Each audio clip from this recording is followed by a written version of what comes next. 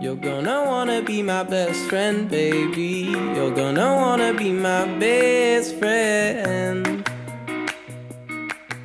And welcome to my podcast. I'm your host, Renato Calisans, a volunteer at the Ottawa Humane Society, and today I'll help you learn more about your dogs.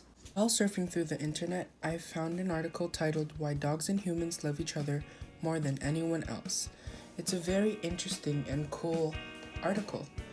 It talks about how the first remains of dogs and humans found together, buried in the same hole, dated back to 14,000 years ago.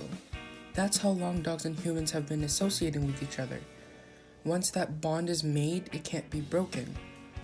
The bond of humans and dogs are way different than any other bond in nature. Like the remora fish and the sharks. The remora fish help the sharks by eating the parasites and stuff off of its belly. And the sharks help the remora fish by giving them any leftovers, any pieces that fly off of their kills.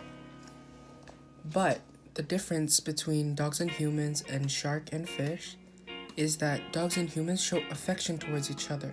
It's not like the remora fish and the sharks. 99.9% of a dog's mitochondrial DNA is the same exact DNA as a wolf. But their brain DNA, which is mostly genetic, has DNA linked to hypersociability. And humans got so obsessed with dogs that they even called their babies puppies. Puppy is a word to have believed derived from the French word poupée, meaning doll or stuffed toy. Human and dogs have always been together. They're like the super contract. When humans became modern, we still kept dogs around even if we didn't need them. We still fed them without them giving us anything. We didn't need to hunt, so there was no need. But we loved them so much that we still kept them. And there were even new laws passed that fire marshals have to accommodate pets in rescue situations during natural disasters. While reading this article, I felt that really dogs are man's best friend. Literally, dogs have been with us for over 14,000 years. That's commitment.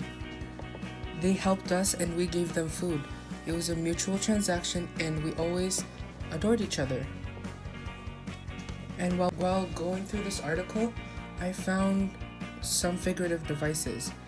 And one is you speak dog better than you think you do at the beginning. And it's an idiom. And our language reflects how love drunk we've gotten. Is irony because love and drunk don't really mix together. And so that welcomed a few from the cold and eventually came to call them dogs, while the animals' close kin didn't pull their good genes. That's a metaphor because they're comparing dogs and wolves. Right after this commercial break. You can be a hero for Ottawa's lost, injured, or abandoned animals like Kiwi. If you become a PAW monthly donor, you'll give an animal a second chance and provide homeless animals with the TLC, medical care, and new home they deserve.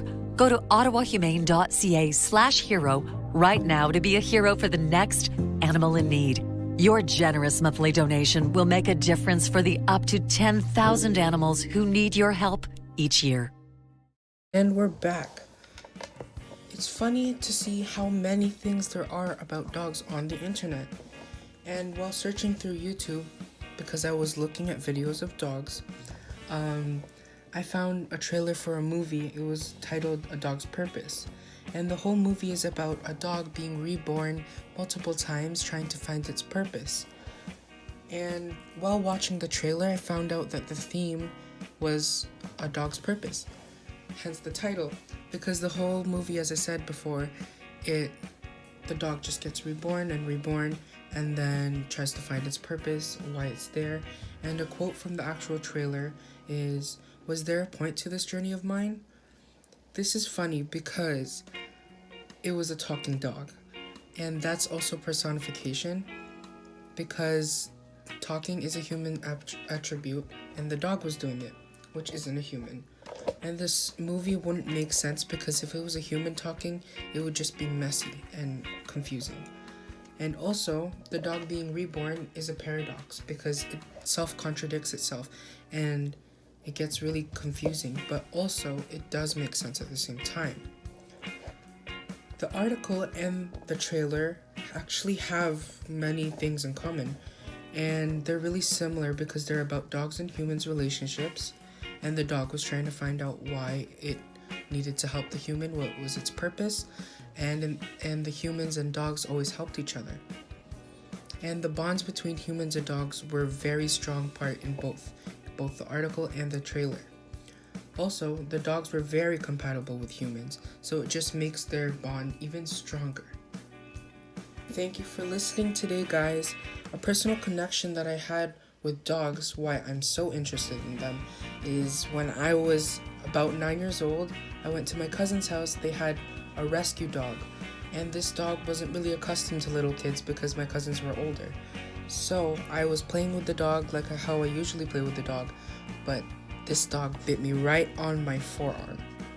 And I wasn't able to understand the dog's body language. That's why I got bit, because I approached it when it was being mad. So now I know that a dog's body language is very important. And that's all for today, folks. Thank you for our sponsors, Ottawa Humane Society. And that's all for today. Come back tomorrow for our new podcast at 12 p.m. Eastern Daylight Time. Bye!